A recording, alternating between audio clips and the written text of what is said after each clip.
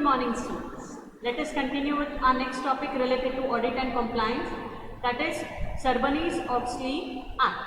So we'll be studying about this in the entire session and the cloud computing impact of SOX. So this SOX was basically signed by US President George Bush, and this was basically signed to overcome the different financial frauds that were faced. So many significant frauds were faced in 2001 and 2002 in US. So to overcome all that frauds, SOX was basically designed, and this is basically applying to all the financial companies which are basically publicly trading in US, or foreign companies which are doing some business or publicly trading in United States. It's basically all related to the finance, and it has to be the companies have to basically obey the rules that are designed by SOX, or they have to comply by SOX. If they do not comply and they intend to do some mistakes intentionally, they are basically fined, and the fine varies basically from $1 million to $5 million, and also accompanied with 10 years of prison or even 20 years of prison if it is intentionally done. So this was basically to see that the investors are promoted in US so that they can invest more and they can overcome the loophole. So let us see more about SOX. In short, it is called as SOX. So in response to the significant financial reporting fraud which I told you that happened in 2001 and 2002, so this SOX Act of 2002, it's called as SOX, was passed, and this was basically brought into law, and it is termed as signed into law. So the result of SOX was that public companies, chief executive officers, CEOs who are basically involved for the entire company or responsible for the entire company, and the CFOs, that is chief financial officers. These are basically officers who are just focusing on the financial terms or financial group of the entire office or entire organization. They are required to certify the effectiveness of their internal controls over financial reporting, that is termed as ICOFR. So normally these reports are generated every year, every fiscal year or every financial year, right? So this is to be generated basically now that it is to be quarterly, on a quarterly and annual basis, which is termed as fiscal, or it also at times is quarterly basis. So management is required to perform an annual assessment of its ICOFR, that is internal controls over financial reporting. So these are the financial reports. It's basically how they have managed the finance over the years or over the quarter, over the financial year. So external auditors are required to express an opinion on the effectiveness of the management's ICOFR as the company's fiscal year ends. So in short, the external auditors have to audit the financial reports and see how compliant they are with the standards. Now, SOX also led to the creation of Public Company Accounting Oversight Board, that is termed as PCAOB, and this was basically charged with establishing the audit standards. So some of the audit standards were designed, and the companies have to basically follow the audit standards. So this PCAOB auditing standard number 2 called attention to the importance of information technology general controls, that is termed as ITGCS. So the IT Governance Institute developed an IT control objective for the Sarbanes-Oxley Act that became the de facto standard for the ITGC needed to achieve the requirements of SOX.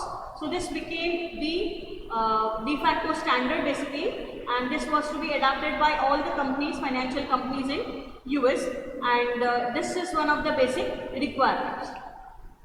So now let us set the control objectives and recommended supporting control procedures specifically for SOX.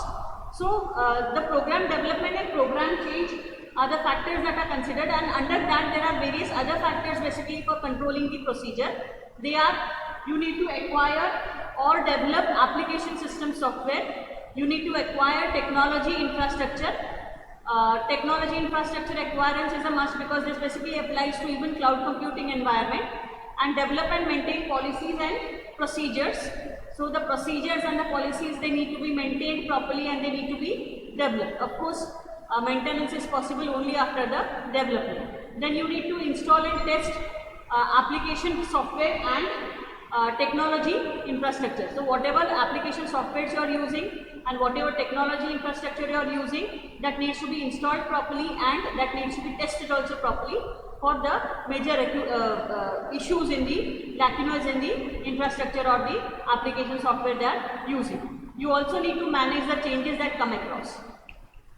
Now there are certain other operations like computer operations and access to programs and data. So under this you need to define and manage the various service levels that are coming across. So you need to define them and manage them. You need to manage the third party services. At times you need to take the services of the third party, so that needs to be managed.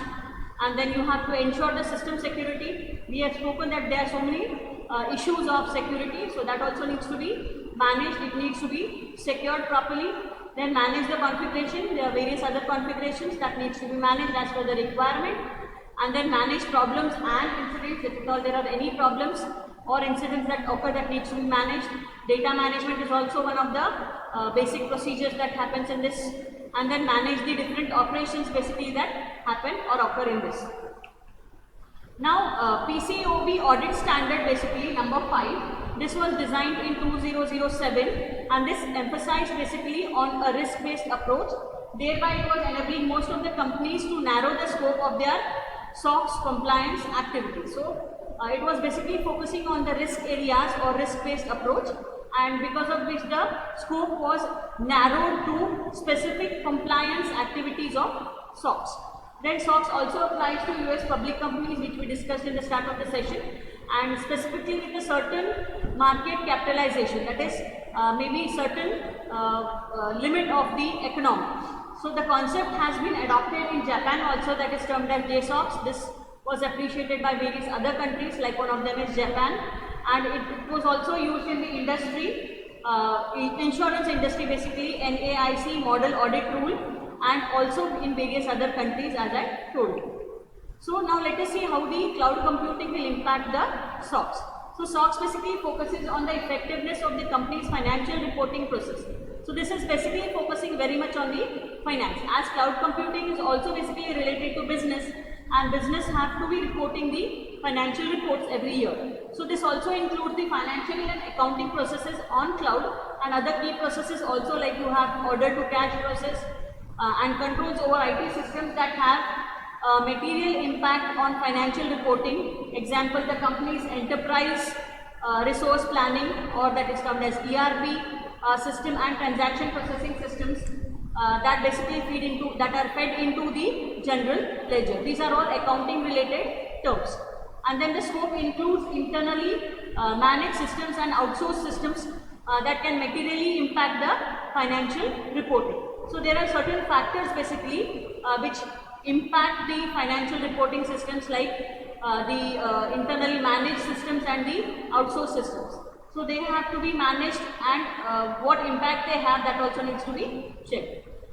The SOX compliance scope for each public company is defined by the company's management with input from its external auditor. So if at all there are some issues, or whether the ongoing processes are appropriately managed, so that needs to be checked by the external auditors. They need to basically try to see whether it is complied with the regulations. Also, whether or not CSP becomes relevant to specific corporate customers basically, that is SOX audit activities. These will basically depend on the nature of service that is provided by the CSP to the corporate customer. So CSP provides services to various types of people. So specifically to corporate customers, when they provide, that time the audit activities will depend on what type of service is provided by the cloud service provider. The services provided by the CSP could be relevant to a corporate customer from a SOX perspective.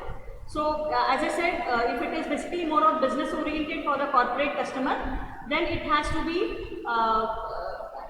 basically checked appropriately, and specifically if it is related to finance, of course, then financial reporting also needs to be done appropriately. So like for example, you have an organization that might utilize a SaaS application that plays a significant role in financial reporting service as a system of records for various transactional activities. So we have seen there are three types of services in cloud. It could be SaaS, PaaS and infrastructure as a service. So all these three could be used in SOX, and this is specifically focusing on SaaS where financial reporting system is done through SaaS. So in this case, the various transactional activities need to be monitored and they need to be reported accordingly as per the regulations. Then also you have basically when PaaS is used, we'll see about it. If the transactional activities are financially significant to the customers, then the SaaS application would likely be a part of customers' SOX scope. So if it is basically focusing on the financial significant factors specifically for the customer, the SaaS application will have the major components of the SOX, that is basically a part of customer's SOX scope. As a result, the customer and its external auditor would be required to test the relevant CSP controls. So all the major CSP controls needs to be tested, and the external auditor basically plays a major role in testing all this. So this is done by performing some test procedures at the CSP site wherever it is installed. So there that need to be checked, and this will be checked by the external auditors, and reviewing the CSP's current audit report and a combination of both. So the current review reports are also seen, that is the audit reports are reviewed, and as per it the auditing would be done. Then we'll see with respect to PaaS, specifically there are certain scenarios where an organization might utilize PaaS to underline important financial application. So an entire application is developed in a PaaS environment which is basically financial oriented. So in that case, an organization might use also infrastructure as a service to support traditional applications or cloud-based applications that are used for processing or reporting any financial transaction activity. So as I said, even PaaS could be used where entire platform is basically used for developing the financial applications, or even the infrastructure as a service could be used, which will basically give you the details of the various transactional activities related to finance. And in each of these cases, SOX control requirements would be applicable. So whenever you use PaaS and infrastructure as a service, in that case the SOX control requirements are very much applicable also here. Application controls will vary depending on the nature of the application. So nature of applications are going to be different, and so is the application control, which are very much dependent on the nature of application. So typically control focuses on the segregation of duties. This is basically for key functioning. Then you have the completeness and the accuracy of the reports. Then you have the system configuration for transaction processing, and then you have logging of activities and so on. Also, it is important for the CSP to clearly define which control activities are the CSP's responsibility and which are the responsibility of the customer. As these applications are very important with respect to the finance, and specifically in US, there has to be a clear demarcation between what is the CSP's responsibility and what is the customer's responsibility.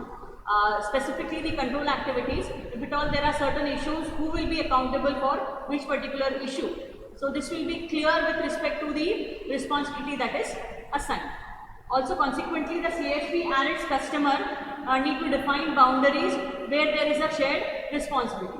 So as the customer is hosting the services on the server, he is using the CSP's infrastructure. So there has to be something called as a shared boundary, which is need to be managed appropriately, because again, who is accountable for what sort of issues. So that needs to be clarified clearly. Also, this enables the CSP to basically focus on its compliance efforts and specifically on its areas of control, while helping customers to do the same. So the CSP also should manage, and also he or she should be helping the customers also to basically do the activities. So these are some of the assignments for today. You just have a look at it. This is very much related to SOX. No doubt it is a very small topic in your syllabus, but you could have some short notes related to SOX or how it impacts the cloud computing environment. This is very important because it is related to the financial audits, and it has overcome major errors in the financial audits. So if you have any queries, you can contact me at the specified email ID. We are done for today. Thank you.